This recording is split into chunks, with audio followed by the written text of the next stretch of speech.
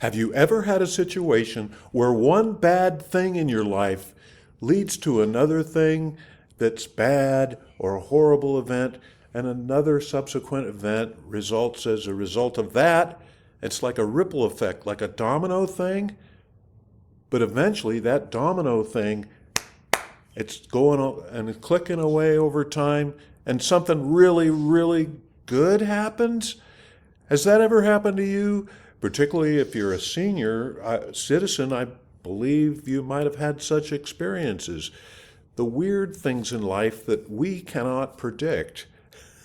So along those lines, I'm going to tell you really what I consider a fascinating story about how a so-called bad thing led to another bad thing for me, and that led to a revelation decades later, and as a direct result of the bad thing that happened decades earlier, a good thing happens. Well, for me, it happened when I was the first part of that, the first phase, when I was a teenager in the 1960s.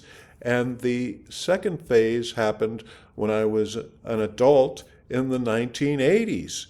And the first bad thing happened because a U.S. soldier was killed in action in Vietnam.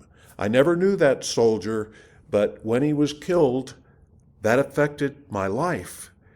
And then, as a result of that direct thing, and another bad thing, I broke a window about a year after the man died in Vietnam. He was killed in battle. I never met him.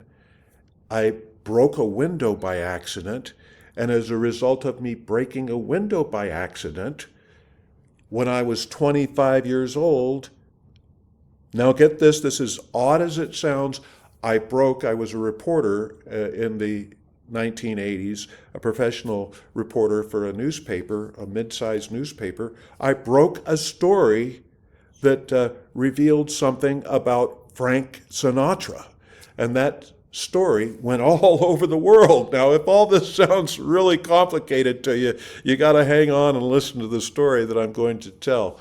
And so this is an actual true story, and I'm just telling this story right here because I think a lot of folks, I don't know who you are or where you come from, where you live, what your stage in life, what interests you, but maybe you can think of certain instances where goofy things happened in your life and there was like a domino effect, as I and then a great thing happens or an unpredictable thing happens. For instance, perhaps maybe you have a significant other in your life, like a spouse or a friend that is very important to you, and maybe some kind of a coincidence happened that's why you met that friend, or the fact that your parents met each other in some kind of a weird environment, perhaps. You would know that particular situation. How does that affect you? For me, in this instance, I was a teenager in the 1960s, like I said, and I was in a classroom along with a bunch of other students, and it was an English class. And then, all of a sudden, in the middle of the class, I think the class lasted 1 hour, and then you'd go from one class to another. The class lasted about an hour, and suddenly, without any warning whatsoever, one of our classmates who was not in the class during the classroom instruction rushed into the classroom, and he was crying and screaming off the top of his lungs. And he was a boy of the same age as me at the time, a teenager, and he was crying, and he had tears streaming down his face, and he was the whole classroom was like in shock that we were all fixated on him. Our teaching was interrupted. Our teacher could no longer teach, and all of a sudden there's this boy that's in the front of the room, and he's crying. He's weeping, and his face is turning red, and he's shaking, and he's just trembling, and he just bows down his head, and his whole face was turning red. the boy, I'll call him Philip. I'm not going to use his real name here so that I don't want to disturb his privacy because I understand that he's still alive at this time. So I'm not going to mention his real name, but I'll just call him Philip right here. So Philip was out in the front of the classroom and he was crying and he was screaming off the top of his head. He said, "My brother just died. My brother died. He was killed. He was shot." And so what were we supposed to do? We were in the classroom, and I can't speak for the other students, but by gosh, I was stunned. I'd never seen anything like this. I'd, of course, had deaths in my family and shocking events earlier in my life, but this was all of a sudden, it wasn't intrusive. It was just somebody that he was in shock. And so he said that his brother was killed in Vietnam, and his brother, and then was saying things such as, I cannot remember Philip's exact words. He said things like, I loved him so much. I loved him. I can't believe that he's gone. Vietnam, Vietnam.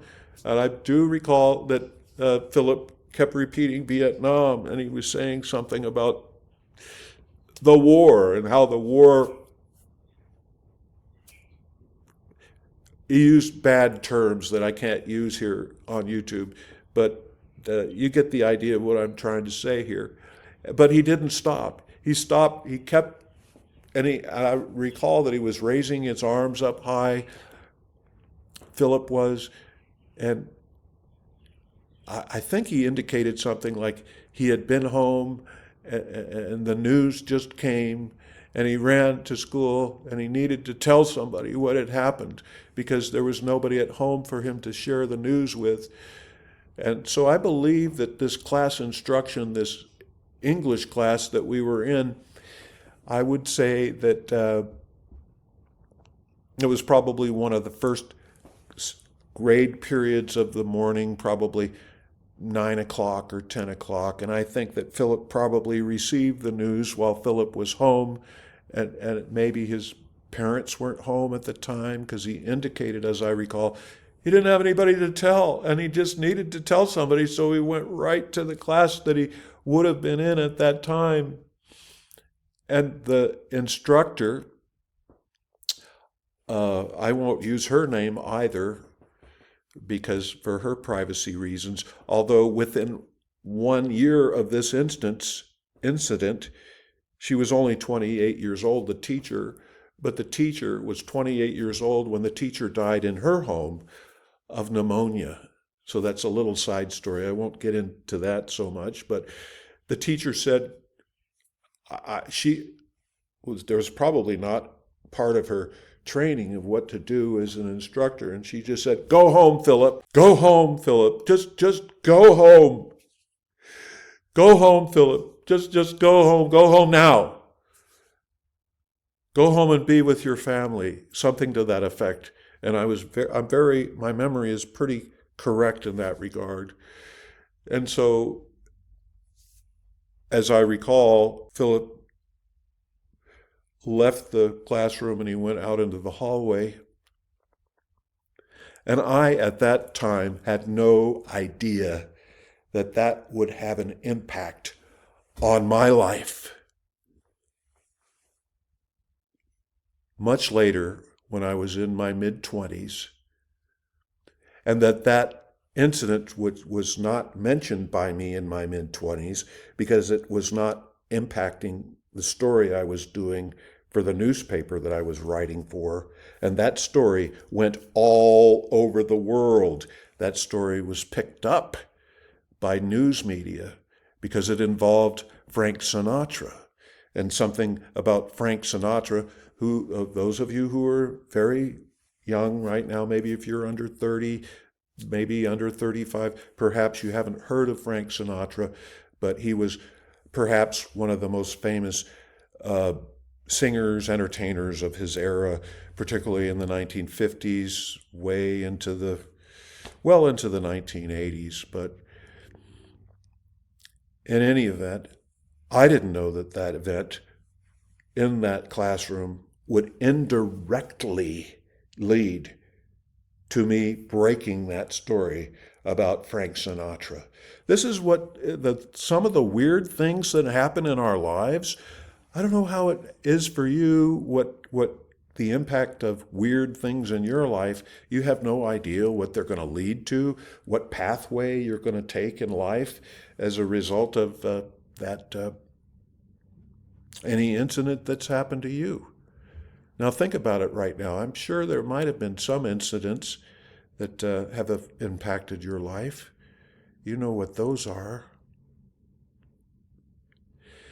But in any event, I need to tell you this story so that you'll understand how everything fit together. What happened was Philip just happened to be the paper boy that served my neighborhood. Now, there's no longer paper boys in the United States, as far as I know, for a variety of reasons. If you don't know who those were, paper boys, they were children, usually between 12 and 15 years old, who delivered newspapers to homes in specific parts of neighborhoods from home to home. And so Philip, like as I said, Philip was a newspaper boy, and he served my neighborhood, and he delivered the paper to my home. And I believe it was a month after Philip's brother died in Vietnam, there was a knock on my family's front door. And Philip just happened to know that I lived in the neighborhood where he delivered. He happened to know that I was in that house. And Philip said, and he told me that he could no longer be a newspaper boy because he was so upset by what had happened that he couldn't continue on. And he asked if I could be the newspaper boy to fill in his place. He didn't need to ask me. For some reason, he chose me. We hardly knew each other. But I grabbed at the chance because for a young teenage boy at that time, it was a great opportunity to earn money because there weren't many employment opportunities for children that were just a bit under 16 years old, which was at that time, as I recall, the age where you, by law, were permitted to go out and get a so-called job where you could earn an income of some kind. So, yeah, I took the newspaper route. And so I got the newspaper route indirectly as a result of the death that happened in Vietnam, in combat. And that death had happened just 2 months before I accepted the newspaper route. And boy, oh boy, at that young age, I had integrity. This would be my first so-called job where I would be earning money, and I wanted to do the best that I could. I was a pretty well-behaved little fella. I didn't really get in any kind of trouble, not as much as a lot of boys did. Maybe I should have gotten in more trouble. I don't know, but in any event, I delivered the newspapers and enjoyed it. In those days, you'd have to go door to door collecting you'd have to get paid by your customers. Newspaper boys were independent contractors.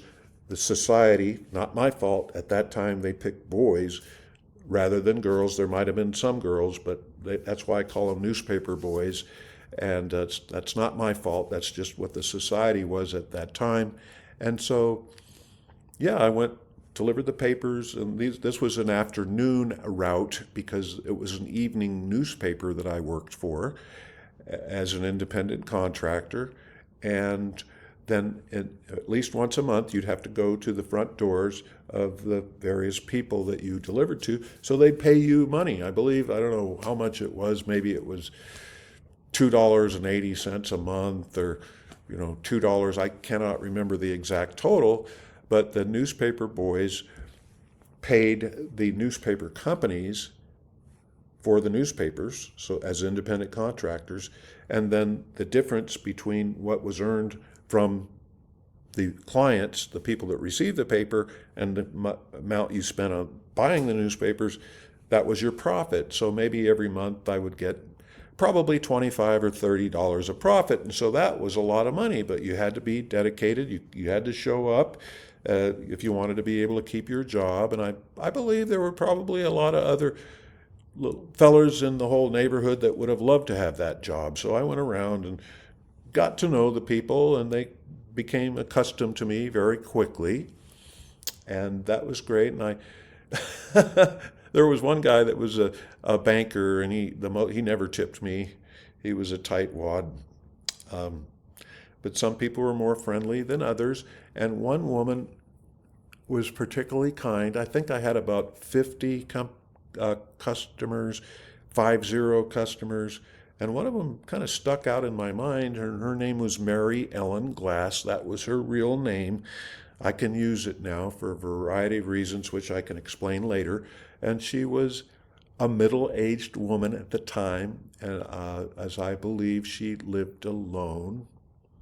We didn't chat much because you didn't chat about life with your clients, your newspaper delivery clients. You didn't chat with them very much because you're just a little kid who wants to talk to a little teenage fella very much. And a lot of them were kind. We'd chit chat, but not in any great detail about any specific events. But so Mary Ellen Glass was just someone that I knew, someone that I was acquainted with. I didn't have any problems with her, and as far as I know, she did not have any problems with me. But something happened that was a bad thing. As I indicated earlier, something bad happened, and it happened to deal with Mary Ellen Glass's property at that time. I think I almost always delivered the papers, and I just threw them on the front porch or just tossed them down on the front porch. But on this particular incident, and I believe I'd been a paper boy for about 14, 15 months by that time, so it's a little over a year, I tossed the paper toward Mary Ellen Glass's front door. I was pretty good at the aim and usually hit the front porch, but then crack! I smacked and broke her front window. Uh-oh, it was a front window right in front of her door, one of those like metal doors that's before her real front door. It was kind of a security door, but I broke the window. The window just shattered. I guess I was stronger than I really realized. And I didn't realize at that time, like I said, that me breaking the glass in front of Mary Ellen Glass's home, Glass, but that was her name, would many years later result in me writing the story about Frank Sinatra that went all over the world. Now follow this. So then everything was just pretty fun. And naturally, as you might imagine, I wanted to chat with the woman who lived there, Mary Ellen Glass, right away to tell her that I broke the window and I was responsible for it, and I would pay for the damages in any way that I could. I'd make it good. I would make it right, because that's what you did in those days. You didn't, I'm sure people do that now, but it was part of the custom. You fessed up to what you did wrong and you made it right. So I knocked on her door. Nobody was home. I rang the doorbell. Nobody was home. Nobody answered the door. Maybe somebody was home, but nobody answered the door. There was no car out front. I think she usually kept her car out front. She usually didn't put it in the garage. So I assumed that she was not at home at the time that I broke the window. So what did I do? I went home, and it was like well before sundown, and it was like close to dinner time with my family and my residents. I got to go. I didn't tell them specifically, but I went several blocks, and I went to Mary Ellen Glass's home, and I knocked on her door, and she answered the front door. And I said, "Mrs. Glass, I broke your window. I broke your front window. I am so sorry. I will make it right, and I will do the right thing." she was not upset at all. She didn't react in any kind of a negative way that I can recall. She was very kind, and then she asked me a little bit about who I was and about my paper route, and I told her what, I would make everything that her window would be repaired and that I would handle it. Lucky for me, I think it was a quarter, 1/4 of a dollar, 25 cents per month that I chose to pay as insurance as a paper boy in case anything happened. And lo and behold, I don't know how much the window cost, but the insurance company paid for Mrs. Glass's new front door window. And so I think it was a few years later, uh, I bumped into her somewhere at the grocery store or some kind of a public place. And by that point, I was no longer a teenager. As I recall, I was a university student. So this was some years after that particular event where I broke her window. And I talked to her, as I recall, and I said, "Hey, how you doing?" And I reintroduced myself in case she forgot me. And she said, "I remember you. I appreciate your honesty. I appreciate your character." She said something like this. She goes, "I bet your parents are real proud of you." So that was a great thing for me to hear, especially after all those years had transpired. And as it turns out, Mary Ellen Glass, unbeknownst to me at the time, was a well respected person. She was an official at the local university, and what she did, she was in charge of the oral history department. The oral history department was a place where notable people and some people who were not well known went, and they had sat down with Mary Ellen Glass and or some people from Mary Ellen Glass's department, and those individuals who were being interviewed, the tape recorders were running, and the person would talk about his or her life and what happened and parts of the history of Nevada, everything from business to politics to whatnot. And I imagine that a lot of communities nationwide across the United States have similar places. Now, I bring this up because that particular place where she worked, the oral history department at the University of Nevada, played a pivotal role in enabling me to break the Frank Sinatra's story that went national. In fact, the story also involved President John F. Kennedy while President Kennedy was still alive much earlier. And so what happened was I joined the adult world. I got my journalism degree from the university.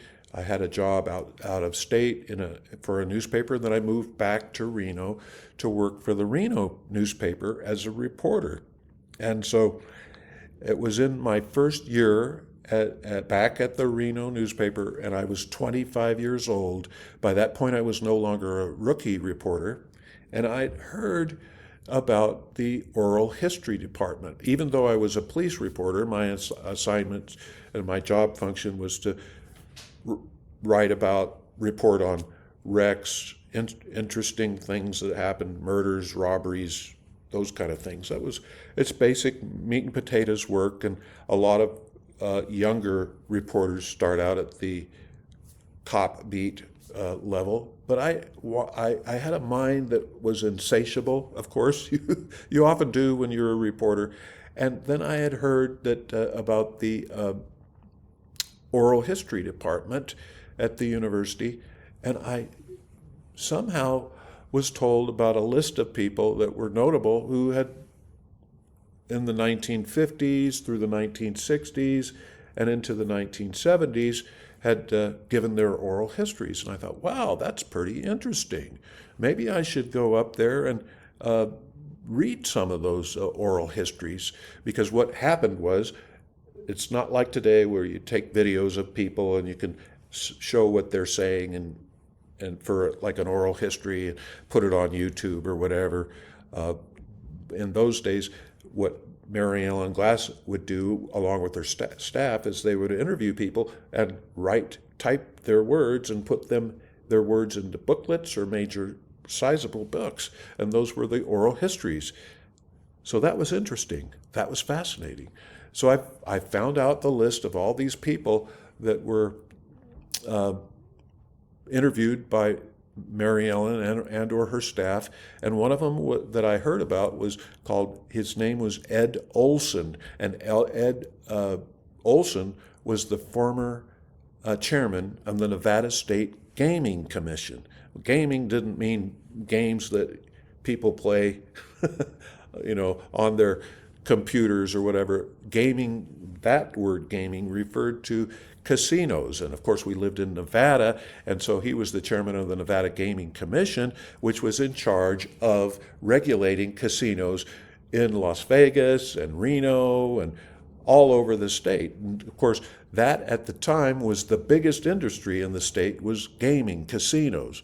So I thought this was great. And by this point in the 1980s, Mr. Olson, whose oral history I wanted to read, he was deceased. He had been deceased for a few years before I inquired about the possibility of reading his oral history at the oral history department. So I inquired about that.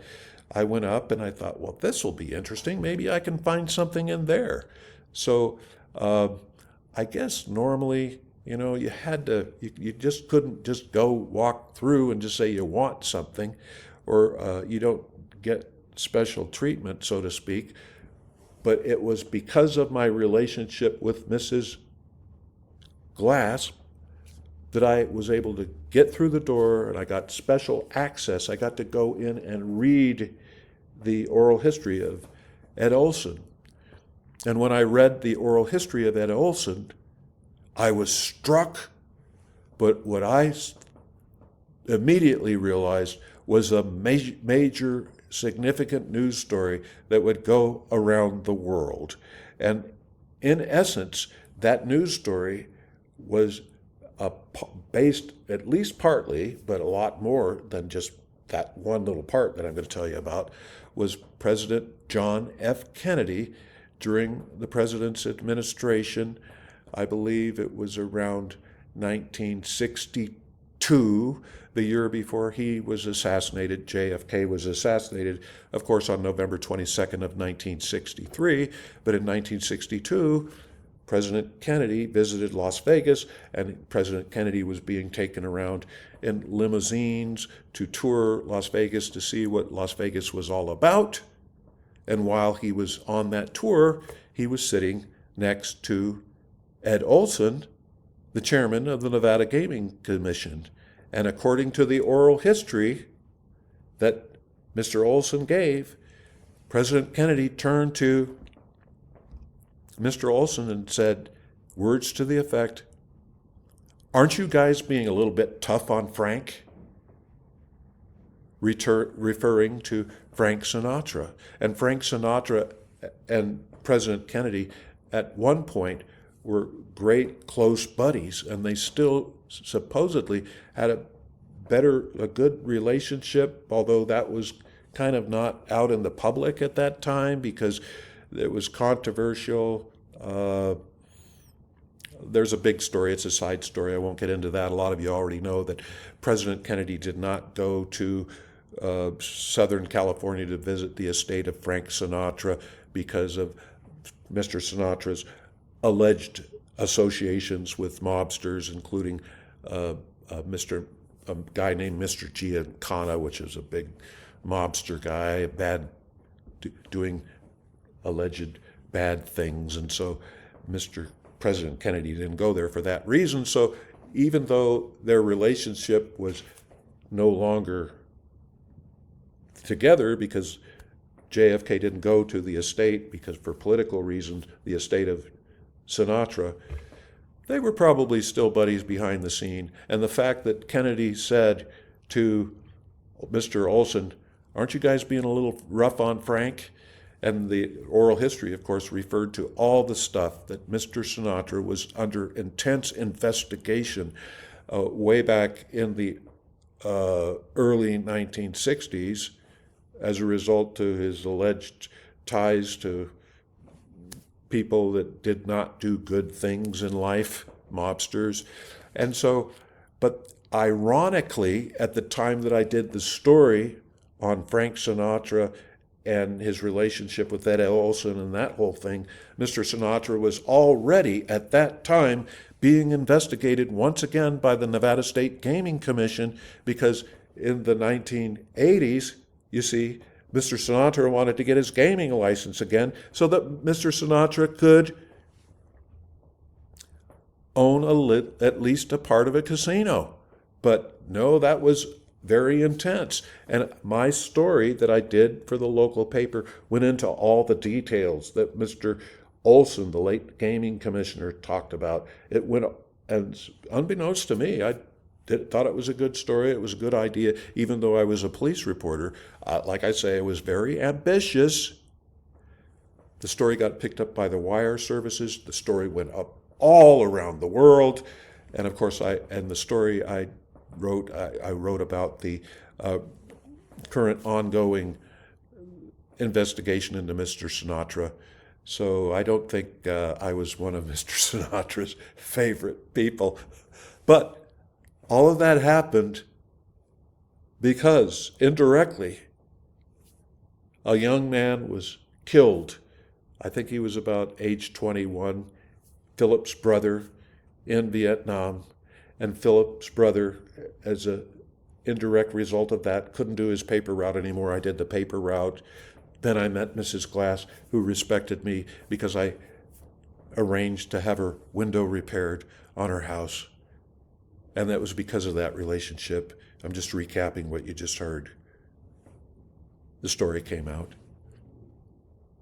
So that's all about the weird things that happen in life. How one thing might happen when we're younger, and it might affect something when we're much older. And those of us who are in our mature years, such as myself, we learned that. We're aware of those kind of things. And so think of yourself. How has it affected you? Have you had these kind of situations happen to you before? What do you think of all this? It's not a bunch of BS. It's something that actually happened. So yeah, go ahead, have fun, living your life, but think of these kind of stories